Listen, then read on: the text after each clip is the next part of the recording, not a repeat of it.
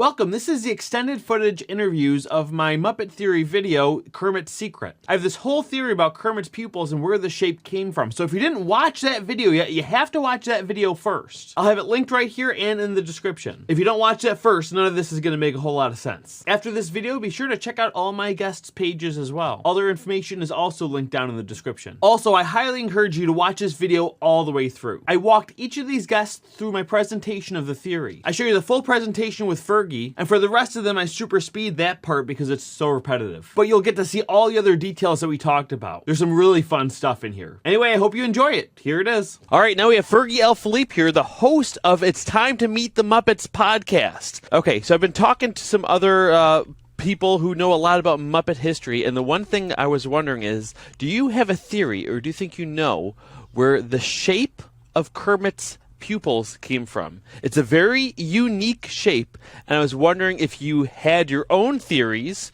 or if you've heard anything at all. It's so messed up because I have absolutely read something somewhere about the inspiration for his pupils, but I can't remember it right now. Oh my god. Oh, I got nothing. Yeah, well, the one thing, again, and unfortunately, I cannot find the source for this, okay?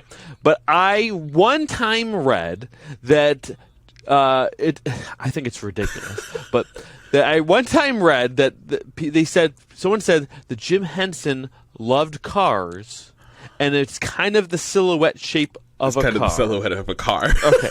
Which is ridiculous. That's a horrible theory. Oh, man. That's a horrible theory. Horrible theory. Man. I do believe I've read this somewhere, and I think there is a specific story behind it because they're very unique, obviously. If I had to really think about it, to me, what would make sense is that, you know, when we're playing with the idea of, if we're thinking about the time when they started really considering using Kermit as kind of one of the main characters of their kind of Muppet troupe of characters, you know, they're already looking at many different things, such as the whole concept of TV puppetry in general. It's like, okay, we're now going to use the TV frame as kind of the puppet stage, right? We're going to now use rods to represent the hands. We're now going to use gloves to kind of represent live hands, things like that. It makes sense to me that they played with possible different shapes for pupils for multiple characters, you know what I mean? Because not all of the characters have same pupils anyway. They all have very different shapes depending on who they are. Even though Kermit, I believe Kermit's the only one with that specific shape on his eyes. Yeah, some of them have like the iris that Miss Piggy has versus just like the plain dots that like something like Animal has. But I'm trying to think. At least they're all mostly round. Am I thinking of any? That's what I would get. I do think they're all mostly round. Because the other thing I just wondered too, is since Kermit is the only one with this very unique shape, I'm surprised that. Although you would want one thing to differentiate it from all your other characters, it being a main character, but I'm surprised that there really aren't any other like distinct other shapes, at least I can think of off the top of my head. But thinking, even if we were to go back, because I guarantee if somebody like Frank Oz were to hear about this and try to answer this, it also wouldn't shock me if it was just like, no, Jim just thought it looked nice, so we did it. It wouldn't even shock me if it just really became like, we tried a couple things and that one Jim just went, oh, I like the way that it has a little bump at the top. That's why we picked it. So it's very possible that it's literally just as simple as they liked the shape and went with it. But because it's so unique and there's no other character on Earth with that pupil shape, it does beget the question of like, where, why, where, who, how. Yeah, and again, I'm with you there too. It just being a nice shape, but I'm just again, like, how about like for Animal? Like, why wasn't it swirls or some like a starburst shape or something? Right? It's like, why did that inspiration stop not continue. And also, it started at the first one, essentially, right? And then was never carried on. Not even that same shape, but even exploration of different shapes. Yeah. Even though we both agree there is a variety of different eyes. Yeah, right? I wonder if even they have tried it, and after a few characters, they were like, it just doesn't work anywhere else. Like, I wouldn't be shocked. You know what? If it was just like, this only really works for the frog. I guess it's just the frog's eyes now, and that's it. Yeah. No, you're absolutely right. That's a really good point. I really can't imagine it being on different. Well, they had that one episode where all the pigs took over the Muppet Show, and the one person that the frog version of Kermit that took over, that I believe was played by Dave Goelz, they gave the pig Kermit's eyes, and God, it was terrifying. It looked awful. And even Fozzie and Kermit's dad in The Great Muppet Caper had like Fozzie's shape and Kermit's eyes, and it just looked so wrong. So I really feel like they had to have tried it, and they were like, it only really works on Kermit. And it actually didn't when the Kermit piggy baby have those eyes too. Yeah. So they have played with it, but again, it wasn't like a new character. It was always like playing with the idea of morphing from Kermit in some way, exactly. right? But because one thing that some other people say is they say, well, if you look at the pupils of frogs' eyes, like real frogs, they're unusual. The quick nail to that though is that he wasn't initially a frog. Yeah, exactly. He wasn't. It was just a puppet, not even right? a lizard. He was just a thing. Yeah, an abstract character. Yeah. Yeah. Okay. All right. But so, are you buying the computer? So if I email you something else, you can check out I have a theory. Okay. I got a crazy theory. Okay, I'm going to hit send right now. Now it's a slideshow. When you get it, hit present and don't advance to the next slide until I say so. Okay. Okay. I just sent it. This is ridiculous. I'm so fantastic. Sorry. No, this is everything I've always wanted. This is my theory. I have a theory. And I've thought this for a long time, but I finally dug into it. Aha! Okay, here we go. Oh, God. Okay. Okay, the peg hook theory. Okay. I'm going to go to slide 2. That's what I'm calling it. The peg hook theory. I'm going to go to slide 2. Okay. Okay, go to slide 2. You're on slide 2. Now these... What is this? This is Walmart. These are peg hooks that you get where you shop for things. Let's go on to number 3.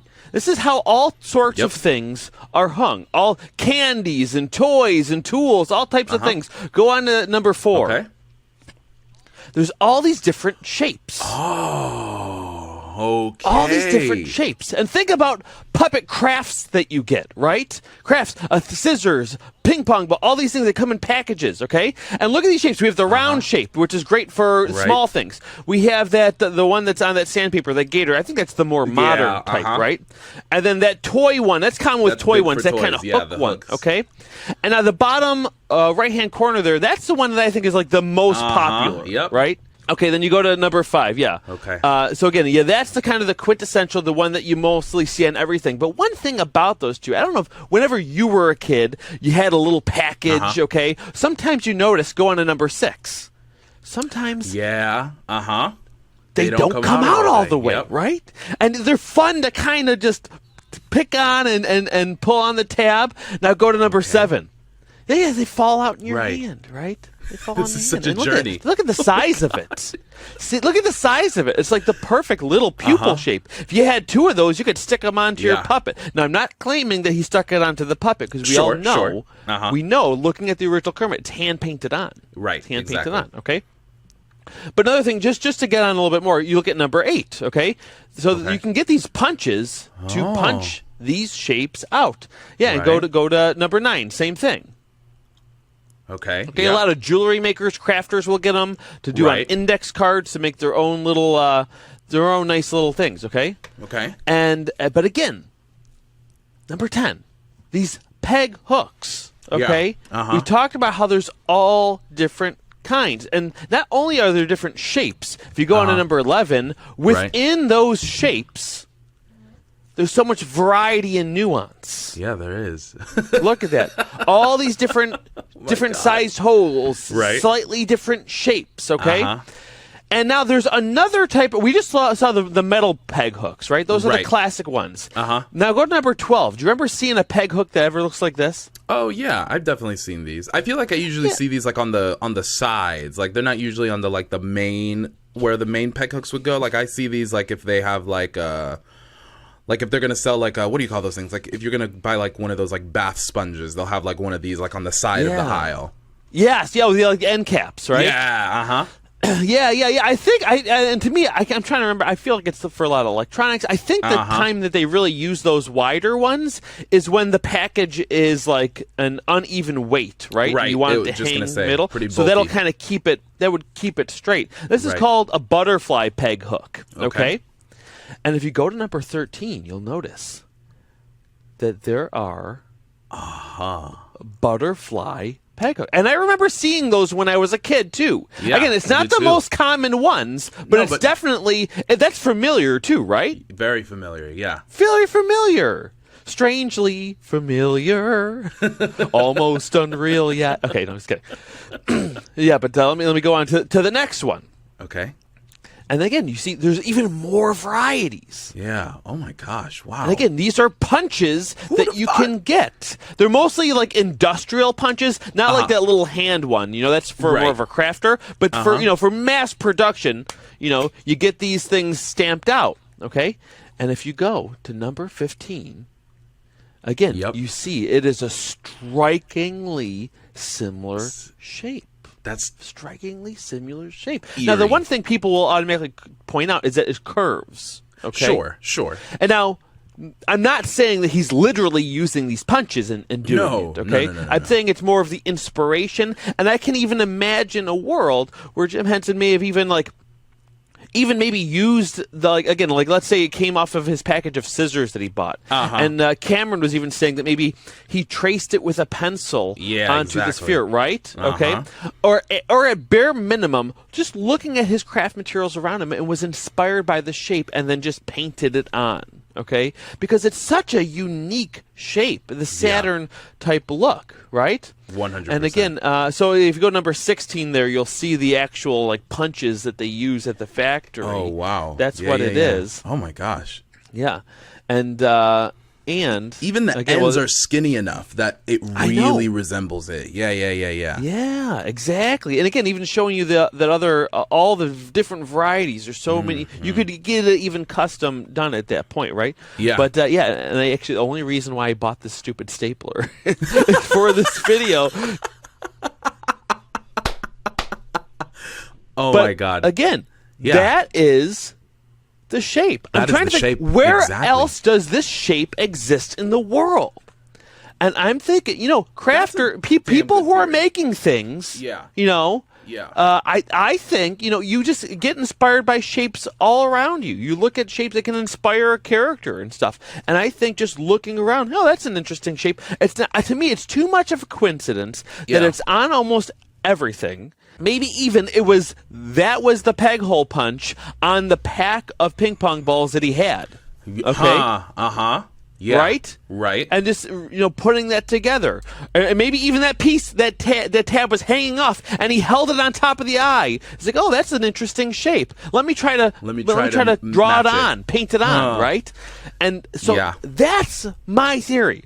That's my theory. I'm with you, honestly, because when you consider how resourceful Jim was, and you consider how unorthodox he was willing to be just to see what would happen, everything about that makes a lot of sense to me. And also, it's so simple. It's as simple as, that's a nice shape. Let me just try and see what happens, and then it sticks. That I 100% would believe that. That's a compelling theory.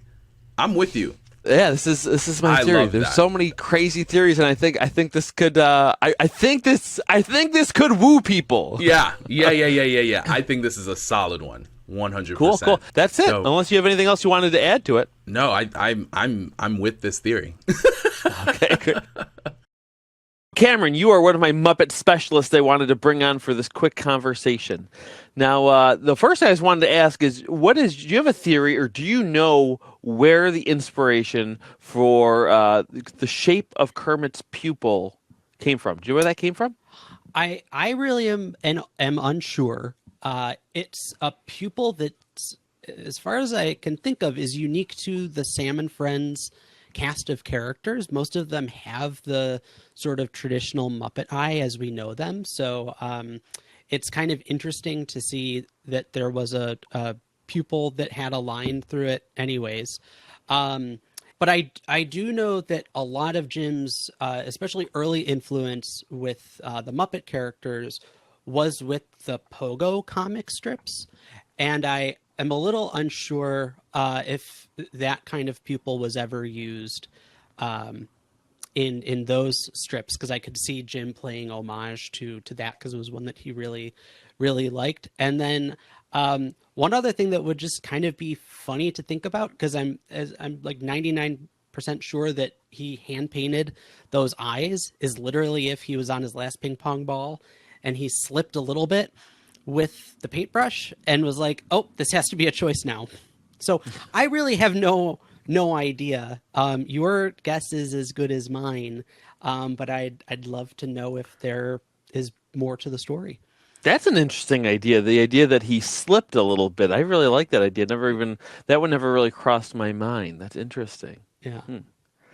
I'm looking at the Pogo, and it just seems like a regular-ish pupil. It's got a white glare in it. Definitely for Pogo. I just don't know if there are any supporting other characters. Oh, I see what you mean. It's an interesting decision. Okay, and, yeah, I and see interesting too to me that it's like is pretty much the only thing that's been consistent about Kermit the entire time he's existed.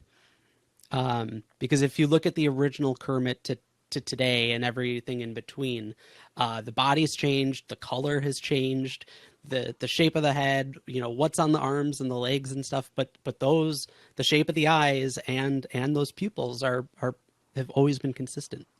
Yeah. Have you ever heard, I can't find where I saw this, but have you ever heard the theory that the shape of it is somewhat the silhouette of like of a car, and because he loved cars, that is the shape that he went with? You've mentioned that theory to me before. That seems sort of like wishful thinking. I could see someone looking at the pupil and saying like, that kind of looks like a car, but I personally can't see like the reverse engineer of that, of Jim Henson saying like, as I draw this pupil, let me try to draw a car. I wish I could remember or find the source where I read that. I tried Googling it. I can't find it anywhere. I thought it was the most ridiculous thing I've ever heard in my life. Only reason I bring it up is because it was one of the only theories I had actually even heard. But, yeah. Okay. Open up inside so you can't see ahead, because I'm going to have you advance in the slideshow. So I'm looking right now at the butterfly peg hook punch theory. Open it up. Oh, I know where you're going with this. When I've seen that cut out, depending on the one, I have always seen either Kermit's eyes or the Sesame Street sign, depending on the shape of it. It's funny that you have kind of landed on this. This is my theory. Well done, Professor Krutinger. What do you think? I like it. I see it. I truly do. That's really interesting. Why not? It's as good, if not better, than any of the other. It's better than the car explanation. Definitely better than the car explanation too. Yeah. But another thing that people talk about is that because he's a frog, and if you look at amphibian pupil, sometimes they can be unusual shapes. Yeah. What's your rebuttal to that? He may have known that, considering, he lived in Mississippi and was always out in the woods and stuff.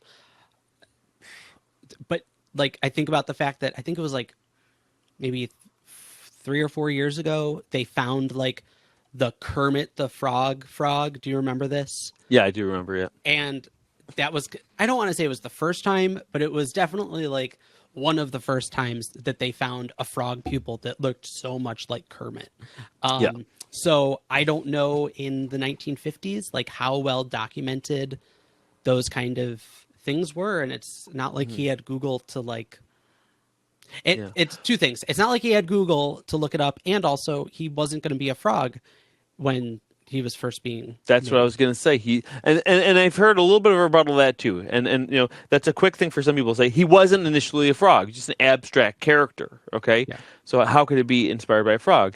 And then other people say, well, he's not a frog, but he definitely thought he was some sort of reptilian-inspired abstract puppet. Yeah. Right? And I think that's fair enough. However, the only rebuttal I would have to that is, and I'm not saying for sure it's this, but the reason why I don't think is that, is I still think, like you said, that's a realization that probably comes after. Yeah. Like you make it, and then you put it on your hand, and you immediately think, it has a reptilian look, right? Right. Especially that's what I because, think. Like, these are some of the first puppets he's making. So, you know, and he took a home ec class, but, like, it's not like he necessarily knew what he was sewing was going to get him the shapes that he got. I don't know. That's speculation. But yeah. Yeah, fair enough. Any last points you'd like to make? I have 11 points for you. Go ahead. No, that's a collar. Oh, that's a Kermit joke. It's a Kermit 11-point. Right over the head there. Yeah, sorry. I give it a thumbs up for it being a possible thing, and a sideways thumb for whether or not it was actually true or not. Fair enough. Like, it's not like the car one, or even like the pogo one, where like it's based in rationality. It's very much based in rationality. Yeah, it's very rational. Yeah, super rational. If Brian J. Jones had told me that, I would have been like, boom, yep. Oh yeah, sold, right? Yeah. Yep. Exactly. Because another thing I just imagined too, like I imagine like maybe he bought a new pair of scissors or something, right? And it was literally the tab off of the scissors that kind of inspired the shape, like his crafts. I mean, that's the way artists are. They look at the materials around them and they just make something. It could have been the tab on the package of ping pong balls that he bought to make the Kermit eyes. No, in all seriousness, though, you should try to get Brian J. Jones. He's no way he's going to do it. Yeah. I'll try. Yeah, why not? And now we have Disney Dan from the Disney Dan YouTube channel, who is a Muppet aficionado and also specifically did an amazing video on the history of Kermit, which is part of what makes you an expert to be talking on this topic. So I'm having you. I had Cam on and Joe Hennis. Fergie, you know Fergie, right? Fergie is legitimately, like, I hate him so much because he's so talented. So Fergie, if you see this, I hate you so much. You make me so insecure. Yeah, I know too. And I'm just such a sucker for like musical theater singing. And he's handsome and he can sing. And he can play the guitar, and he also just wears hats so good. Yes, he does. Like how did hats fit his head so good? What was the secret? How did that happen? Well, I mean, like what? Yeah, I feel so jealous. Okay, I'm sorry. We have 15 minutes. Yeah, okay. We can't. So Disney Dan, here's my question to you: where did the shape for Kermit's pupils come from? Okay. As a kid, I was always fascinated by the shape of Kermit's pupils because what I later came to learn was that when you look at a product at a store and it's on a peg, like a Target, when you're buying like a action figure or like a chalk or like, you know, a pack of pencils, it's on like a peg and board system, and the packages is hanging on these little, you know, the package. I didn't come prepared. I'm sure if I looked around, oh my God, I didn't come prepared at all. You know what I'm talking about. You know what I mean? It's like a long oval and a circle. Now in America, it's long oval, half circle, but internationally, it's long oval, full circle. And so that's how you can tell where your products came from. And one of the ways. And I was just always fascinated by that. I never understood it. And then later I started to look at like what crocodile's eyes kind of looked like what a dragon's eyes kind of looked like. I was like, yes, maybe that's it. But I've always thought it was that's why I've always thought that was Kermit's eyes. Yeah, you kind of changed your theory a little bit from last time we were texting. I know. Well, no, listen. You're blowing up my video now. That was my whole theory. I stand by. Oh, was it? Was it? Yes. Was it, Adam? It was. Let's call the CIA, the FBI, I and think the you've been the you one and that's hacking my computer, haven't no, you? No. We got to start investigating psychic links, bro. Yes, this is we do. incredible. This is incredible. This is incredible. Are you serious? This is what you're thinking? All right. Oh my god. Now click the link I just sent you in Facebook. Okay, I would like to say that I still stand by my later in the evolution of Kermit video. I say, oh yeah, okay, that his eyes. Yeah, do you mind? Because that way, just for editing purpose for my video, because it'll be, I'll try to make sure that we get this in the right way. But kind of start with your original, because that's part of why I wanted to talk to you too, because you did this evolution of Kermit video, and you know this is such a specific detail in his design that is just kind of never mentioned, and you didn't particularly mention, I don't think, in your video. Well, because when I was researching the video, I was always puzzled by it, and they found a frog that like has the eyes, right? And so now when you Google it, it's like, oh, it's that rainforest frog. And when I was doing the video, in the video I said that it was like based on like a lizard, because if you look at crocodile pupils, if you look at like certain snakes, certain dragons from like Tolkien, you know what I mean? There's lots of like. Yeah, there's all these unusual abstract shapes. Can we not keep thinking about it? Can we not think about it much longer than we have to? Because I'm now like my whole spine is tingling. I'm getting like monkey like sleeping in the trees brain. I'm uncomfortable thinking about lizards too long. Yeah, no, I totally understand. No, but you're right. All kinds of reptilians have different shapes, pupils, and stuff. And a lot of people thinking he was inspired by that. But again, the one thing that we both know is that he wasn't originally a frog, or necessarily even a reptile. He was an abstract character, right? Right. I think that there was a lizardness about him. Yeah. Well, that's what I was talking to Cameron about, too, because there was a lizardness about him, but I wonder if that was recognized after. Like, I made this, hey, it looks kind of lizard-like, rather than, like, that being the goal.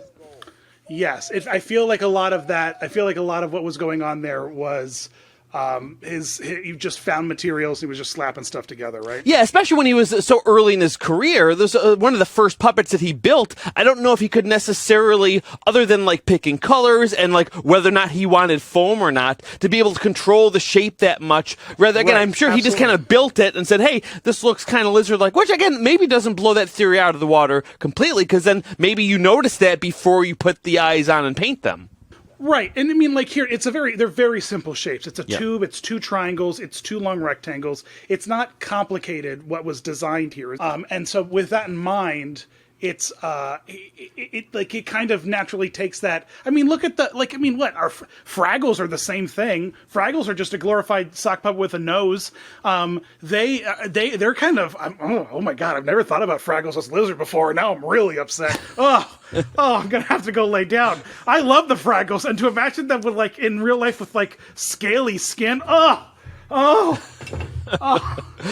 going to be the Michael Bay version when he does a reboot of it. Yes. No, you take that back right now. You take that back right now. Oh, gosh. We're Generation Z's, the Michael Bay that's being born and raised right now in Gen Z is one day going to turn the Fraggles into lizards. Yeah. All right. So I want to walk you through my theory. Then I just sent you a slideshow. Is this your hand? This is my hand. Yeah, that's my wedding. Is it really? You have. You should be modeling Apple products. All right. Okay.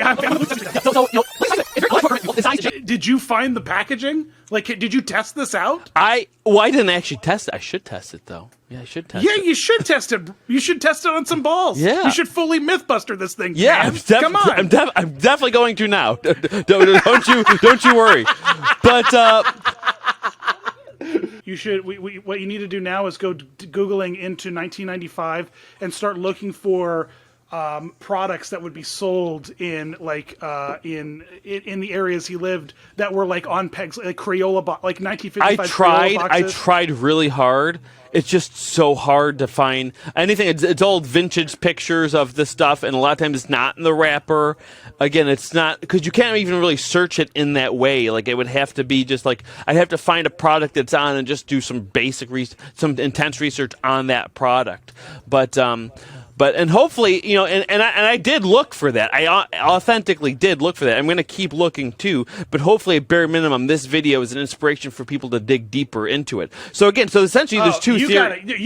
We got to find it now, man. We can't stop. You can't.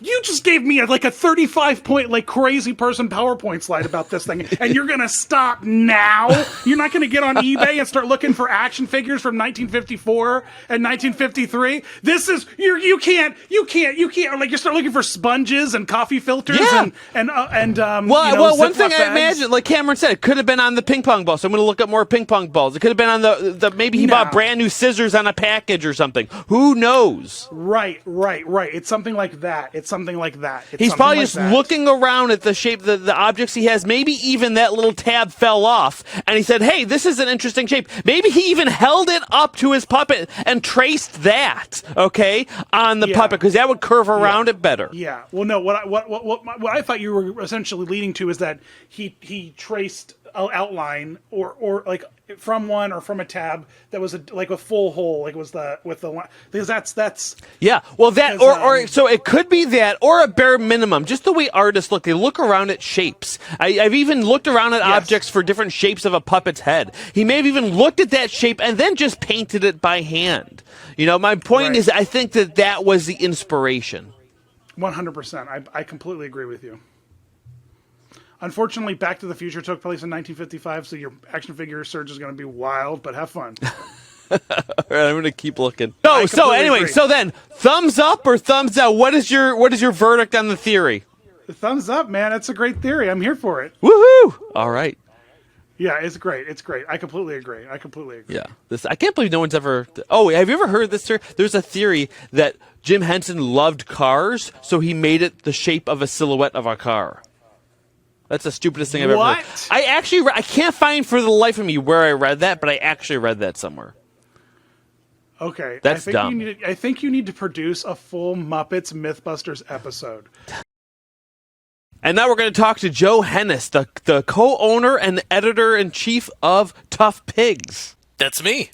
You got it right. Okay. All right, Joe. So I had a question for you about Kermit, a design feature that he has and I've done some searching, and I haven't really noticed any real information on it. Do you know anything about the origin of the shape of Kermit's pupils?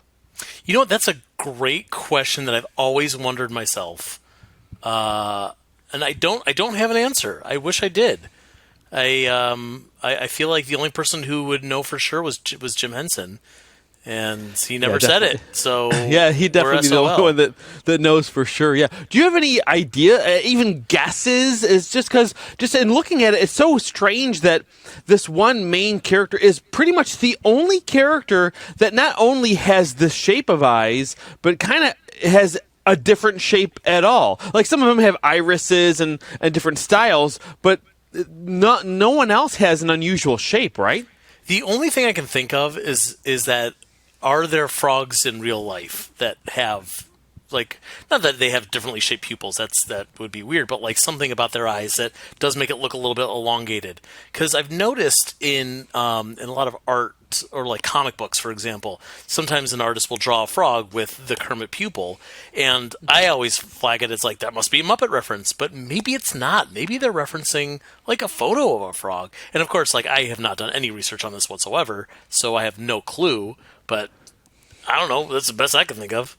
Yeah, that's a good idea too, of just like older types of cartoons that maybe had some different shaped pupils other than round. Because I've heard some other people, I've been on some Facebook groups and forums and stuff, seeing what people think, and some people say that there's, amphibians sometimes have maybe not that exact same shape, but some unusual shaped pupils.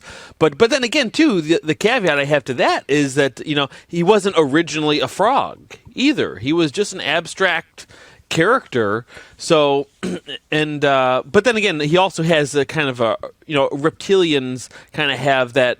Even if he wasn't a frog at first, he was kind of always some sort of a reptilian, like abstract character. But I wonder which one came first. I feel like he would just build something and then look at it and said, hey, kind of looks kind of reptile-like, right? It'll be this abstract character. So I don't know. It's hard to... I don't know. It could just be so many things. I was talking to somebody. It's a great question, and it's funny. I feel like there's a lot of things that kind of fall into that category of things that Jim Henson created that he doesn't get credit for. And off the top of my head, like it could be something about the frog people, but also I always think about things like using the term "the Great Blank Caper" or "something takes Manhattan." Like, I don't think these were phrases that were ever used before, and they're used all the time now, like TV show episodes, and there's other movies that have used those titles. And I'm relatively certain that Jim Henson created those from his own brain, and now it's just in cinema canon. So it's kind of like when you look back at old like Shakespeare scripts and see how many words he supposedly invented. It's like Jim Henson has the same thing. Just it's not quite as prolific. It's a phrase here or there, or a puppet frog eyeball.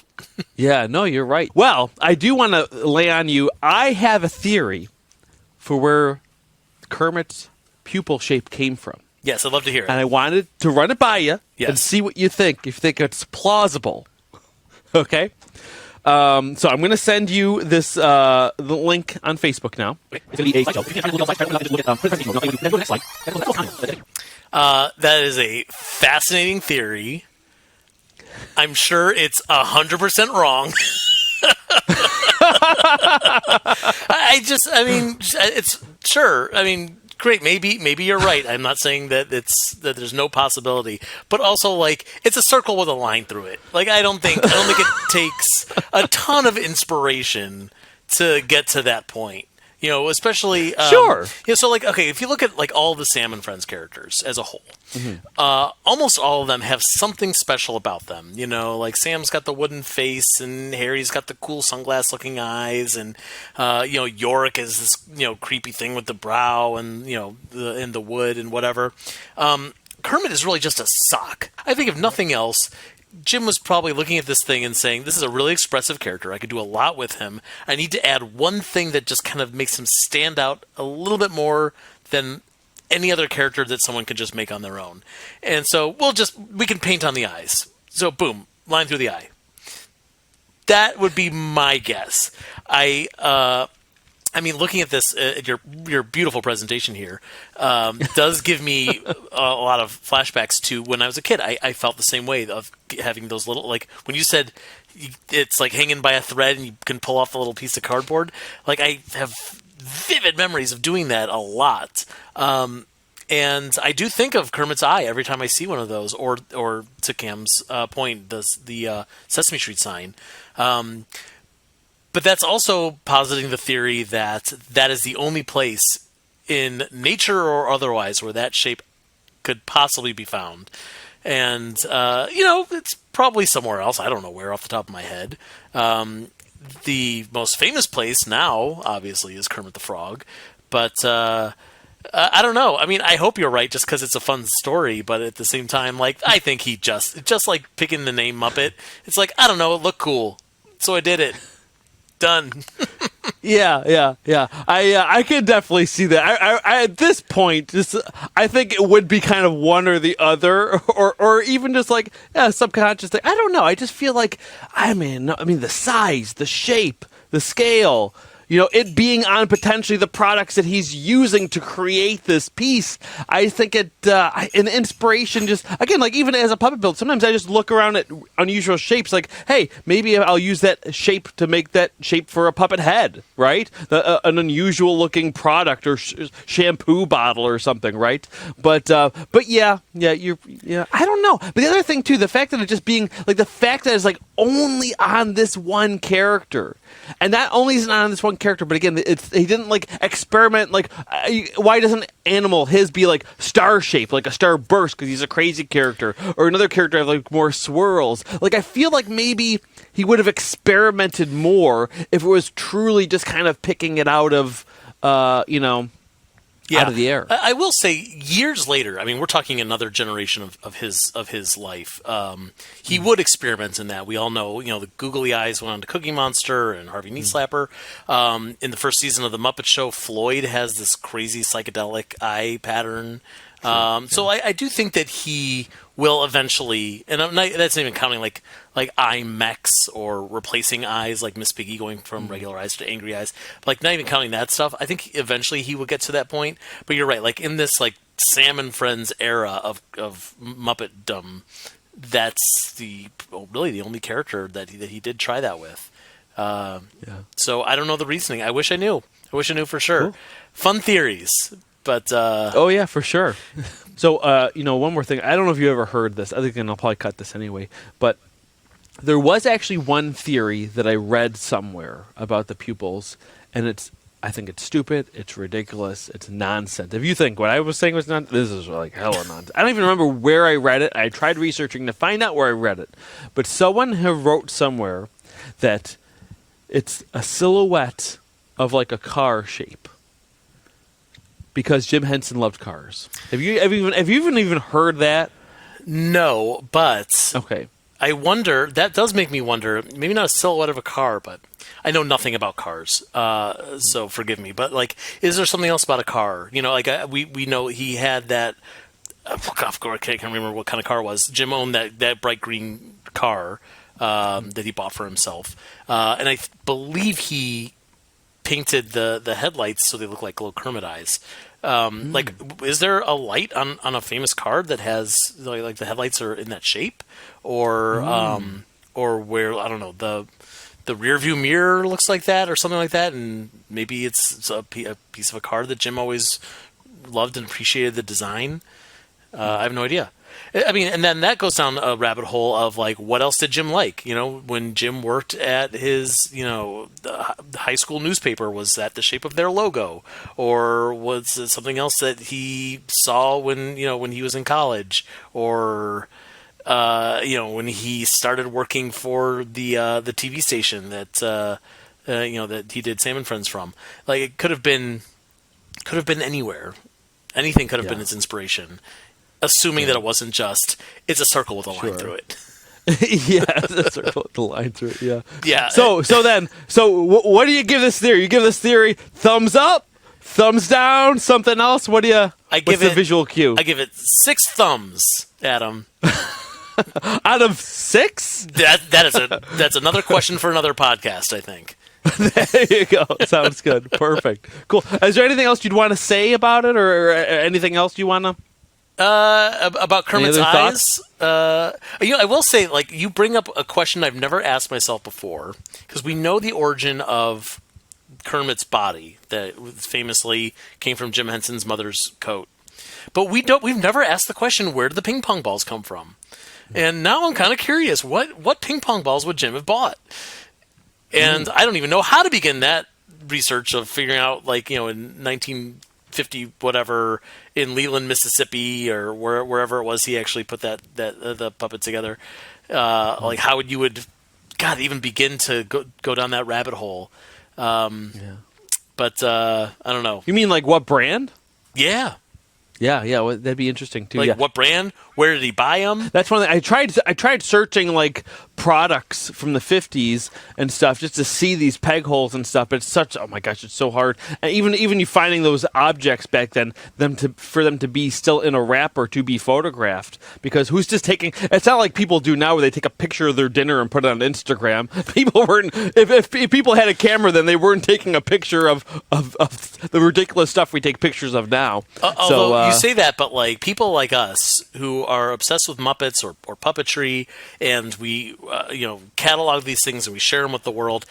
We've learned all these things have these niche fandoms. There's someone out there who might be a ping pong ball fanatic, and they have cataloged vintage ping pong balls, and they have a great website if you are also interested in ping pong balls. I have a very good friend who her father has the world's largest collection of vintage bedpans. And she calls herself the bedpan heiress, because when he dies, she will inherit 1 million friggin' vintage bedpans. What are you going to do with all those bedpans? Except for the obvious. That is a very unique. That's probably the most unique. You know, you think of Bert with his paper clips. There's got to be the equivalent of someone with ping pong balls out there. And if you're watching this video, definitely contact us and let us know. Thanks so much, Joe. I think that's it. Great. Well, I hope that we came a step closer to discovering this mystery.